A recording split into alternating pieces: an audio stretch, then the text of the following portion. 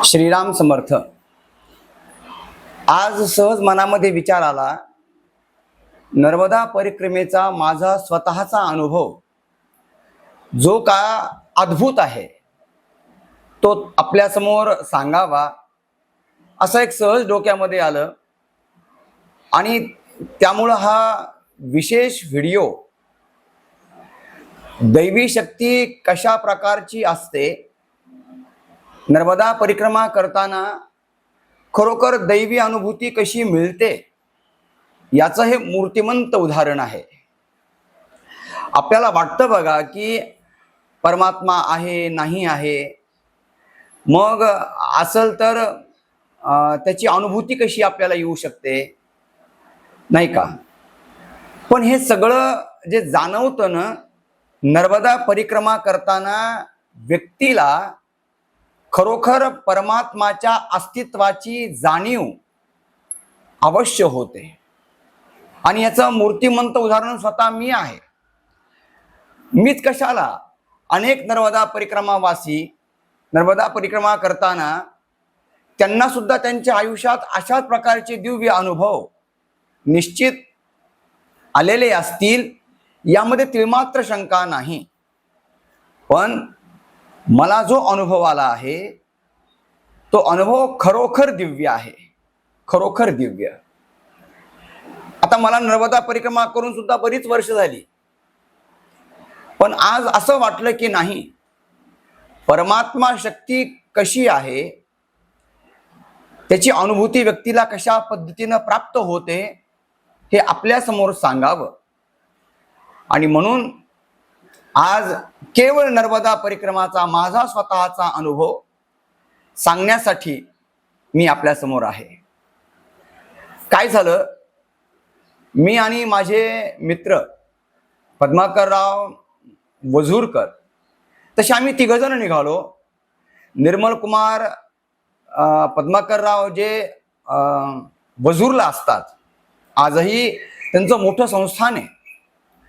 नर्मदा परिक्रमाला आम्ही बडवाह श्रीराम महाराजांच्या मठांमधून आम्ही सुरुवात केली। विजयादशमीच्या मुहूर्तावर सुरुवात केली। स्वतः महाराज आता समाधीस्थ झाले आहेत, श्रीराम महाराज। पण दशमीच्या दिवशी 3:30 वाजता आम्ही नर्मदा परिक्रमेला सुरुवात केली आणि उत्साह होता, बस आता करायची आहे। त्या उत्साहामध्ये अतिशय वेगानं पहिला दिवस गेला, दुसरा दिवस गेला, तिसरा दिवस मात्र आजारी पडलो। म्हणजे त्यातली त्यात मी तर आजारीच पडलो। रक्ताच्या उलट्या काय सुरू झाल्या, अन्न पाणी जाईनं, नर्मदेचं जल प्यायला सुरुवात केली की लगेच उलटी होत राहिली। आणि मग ज्याप्रमाणे उन्हाळ्यामध्ये एखादी म्हैस थोडं काही झाले की पाण्यामध्ये जशी पडून राहायची, तसा मी पाण्यामध्ये त्या नर्मदेच्या तीर्थामध्ये असा पडून राहायचो। वरती यायचो, 2 पावलं चाललं की परत मी तिथंच पडून राहायचो। मी आता हा प्रसंग नंतर कधी सांगन, पण आज जो मला प्रसंग सांगायचा आहे तो किती महत्वाचा आहे आपण बघा। एक एक प्रसंग जर सांगायला सुरुवात केली तर आपल्याला अख्खा चातुर्मास लागेल। पण हा प्रसंग आहे शूलपाणीच्या झाडीमधला। नर्मदा परिक्रमा करून बराच कालावधी आमचा झाला। अमरकंटकला स्नान केलं, दर्शन केलं आणि तिथून परत आम्ही परतीच्या प्रवासाला लागलो, म्हणजे समुद्राच्या मार्गाने आम्ही जाऊ लागलो। नर्मदा परिक्रमा करताना काय असतं की आपल्या उजव्या बाजूला नर्मदाचं तीर्थ, नर्मदा असली पाहिजे आणि आपण चालत असलो पाहिजे, असा नर्मदा परिक्रमाचा नियम आहे। आणि मग जाता जाता जाता जाता शूलपाणीच्या जवळ आम्ही जात असताना आता गप्पा चालूच असतात ना माणसाच्या। तर मी पद्माकररावला, म्हणजे आमच्या मित्राला म्हटलं, पद्माकरराव, माझ्या मनामध्ये अश्रद्धा नाहीये, पण एक बोलू का, माझ्या मनात विचार आलाय म्हणून बोलतो। आता हा विषय सकाळी सुरू झाला बरं, आमचा स्नान झालं आणि आम्ही सुरू झाला। आम्ही काही कंटिन्यू 2 जण बोलत नव्हतो, पण जेव्हा बोलायचं तेव्हा आम्ही थांबायचो आणि मग चालता चालता थोडासा संवाद करायचो आणि परत मग संवाद संपला की माझ्या 50 पावलं ते पुढे असायचे, 50 पावलं मी मागं असायचो।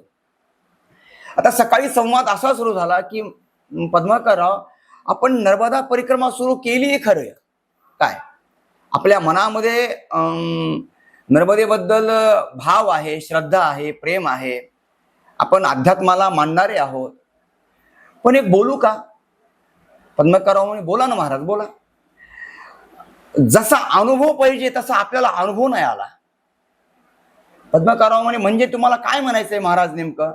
मला काही म्हणायचं काहीच नाहीये, पण आपण जे म्हणतो ना की नर्मदा परिक्रमा सुरू केली की दिव्य अनुभव येतो, असं काहीतरी फार मोठी प्रचिती येते, असा अनुभव तितका असा प्रभावी नाही आला हो. नर्मदा परिक्रमा करताना असा विचार आल्यावर पद्माकरराव म्हणले, महाराज तुमच्या मला शंका येते का नर्मदेबद्दल? मला शंका नाही, बोलू पण नाही का? तुम्ही तर माझे मित्र आहेत. बोला म्हणे. मी म्हटलं, समजा आता सकाळ झालीये, 2 दिवसापासून तुम्ही काही खाल्लं नाही, मी काही खाल्लं नाही, म्हणजे खायला काही मिळालं तर खाऊ की? काहीच मिळालं नव्हतं. आज 3रा दिवस आहे. आज समजा, ऐका बरं, आज समजा संध्याकाळपर्यंत आपल्याला जर उडदाचे लाडू मिळाले तर? पद्माकरराव म्हणे, महाराज अहो इथं मीठ मिळणं मुश्किल झालंय, तुम्ही उडदाचे. हा, मग मी तेच म्हणतोय, आपल्याला समजा आज रात्रीपर्यंत उडदाचे लाडू जर मिळाले तर आपण समजायचं नर्मदे में कुछ तो ताकद है बस. हे असंच बोललो मी त्यांना, बस बोललो आणि विसरून गेलो. आता गप्पा चालत असतात, त्यामध्ये अनेक चर्चा चालत असतात. विसरून गेलो. दुपार झाली, दुपारची माध्यान्ह संध्या झाली, खायला तर काही मिळालंच नव्हतं, आजूबाजूला कुणी नव्हतं.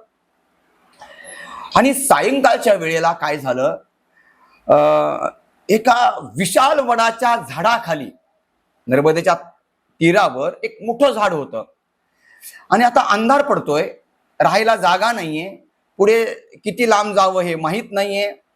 आणि मग आता कुठेतरी अंधारात थांबण्यापेक्षा सायंकाळच्या वेळेला आपण इथंच थांबू, असा विचार दोघांचा झाला. जी सोबत पडशी होती त्याच्यामध्ये आमचं कमंडलू, दुसरा लंगोट किंवा उपर्ण, लुंगी, हे सगळं त्यामध्ये, बाकी तर काही नव्हतंच. ठीक आहे म्हणलं. आम्ही सूर्यास्त होण्याची थोडी वेळ होती, सगळं त्या ठिकाणी ठेवलं. शूल पाणीच्या प्रसंगावर हा, आणि आता नर्मदेचं स्नान करायचंय, सायं स्नान. आणि सायं स्नान करून संध्या करायची, रामरक्षा म्हणायची आणि बस झोपायचं. सकाळी उठले की चलते रहो. असं करताना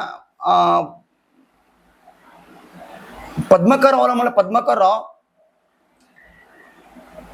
3 दिवसापासून काही खायला मिळालं नाहीये.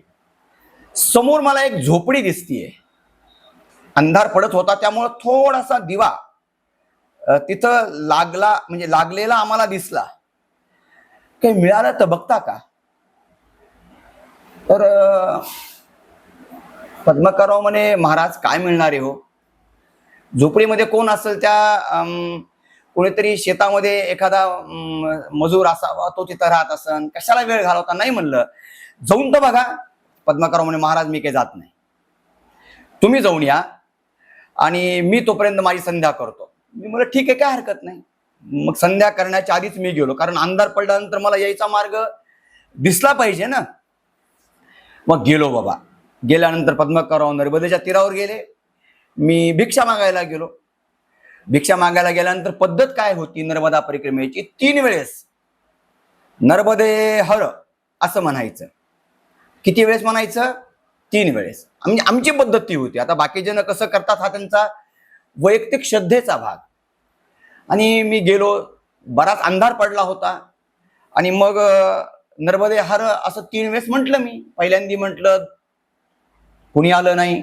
दुसऱ्यांदी म्हटलं, कुणी आलं नाही. तिसऱ्यांदाही म्हटलं, कुणीच आलं नाही. मी म्हणलं, अरे खरंय. पद्माकरराव म्हटले, कुणी नाही, खरंच कुणी नाही. चला म्हणलं काय त्याला. आणि वापस मी फिरणार तितक्यात आतमधून एका स्त्रीचा आवाज आला, बाबा रुको. इतका गोड आवाज होता. अरे म्हणलं, अरे काहीतरी आहे म्हणलं, रुको म्हणजे काहीतरी आहे, आज पोट भरणार. अपेक्षा काय होती की समजा मिळालं तर काय मिळू शकतं, एक अंदाज. तांदळाचा चुरा, म्हणजे आतापर्यंत जो आम्हाला मिळत आला होता तो, आणि मिठाचे खडे. मग हे सगळे आम्ही एकत्र करायचे, त्यात नर्मदाचा पाणी टाकायचं, ते एका भांड्यामध्ये जे मिळून त्या भांड्यात ते शिजवायचं आणि ते आम्ही खायचं. हे आतापर्यंतचा आमचा अनुभव. तर रुको बाबाजी रुको, मी थांबलो. थांबल्यानंतर ती झोळी समोर केली. एका सुपामध्ये काहीतरी आणलं होतं त्या माय माऊलीनं, टाकून दिलं.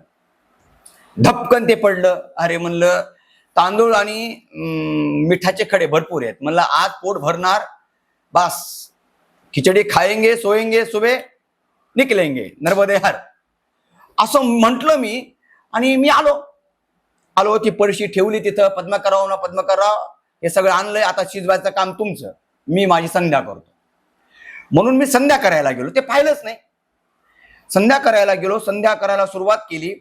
संध्या करताना काय केलंय, पाय जरा थोडेसे लांबवले, म्हणजे थोडस मौज मजा मस्ती पाण्यामध्ये सायंकाळच्या वेळेला छान केली. पाणी उडवलं जरा इकडं तिकडं.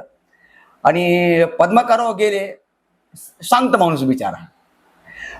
गेल्यानंतर त्यानं ते पहिल्यांदा 3 दगड असे चूल तयार केली. आमच्याकडे एक पितळाचं भांड होतं मोठं, ते त्याच्यावर ठेवलं. हे सगळं करायचं ना. आता खिचडी करायची, नर्मदेचं पाणी आणलं. मी म्हणलं काय आता ते करायचं ना म्हणे महाराज, तुम्ही आणलंय ते. आणि त्यांना ती पळशी अशी उघडल्यानंतर ते मोठ्यानं ओरडले, महाराज महाराज. मी म्हणलं बस आता काहीतरी चावलं यांना, त्यांना बोलताच येईना.